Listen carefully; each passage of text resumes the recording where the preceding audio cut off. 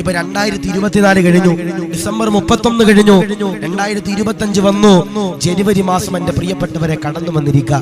ഞാൻ ചോദിക്കട്ടെ, ഈ ഡിസംബർ 31 നമ്മളിൽ എത്ര മുസ്ലിമീങ്ങളാകുന്ന ചെറുപ്പക്കാര് മക്കള് എന്റെ പ്രിയപ്പെട്ടവരെ ഹറാമിയത്ത് ചെയ്യാൻ വേണ്ടി കോഴിക്കോട് കടപ്പുറത്ത് പോയി, കണ്ണൂര് കടപ്പുറത്ത് പോയി, എറണാകുളത്ത് പോയി? പഠിച്ചവനെ, എന്തെല്ലാം തെമ്മാടിത്തരങ്ങൾ ഡിസംബർ 31 ചെയ്യാൻ കഴിയോ അതെല്ലാം നമ്മുടെ മക്കൾ എന്റെ പ്രിയപ്പെട്ടവരെ ചെയ്തില്ലേ?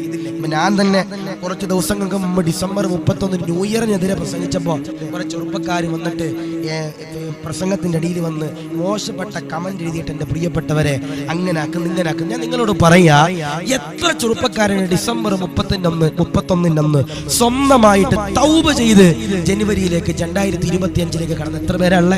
ഇപ്പോ എന്നോട് ഒരാൾ പറഞ്ഞു, ഉസ്താദേ, ഇത്രയും വർഷം ന്യൂ ഇയർ ആഘോഷം നടന്നിട്ട് ഇക്കൊല്ലമാണ് ഏറ്റവും കൂടുതൽ പരാതികൾ റിപ്പോർട്ട് ചെയ്തത് ഉസ്താദെ.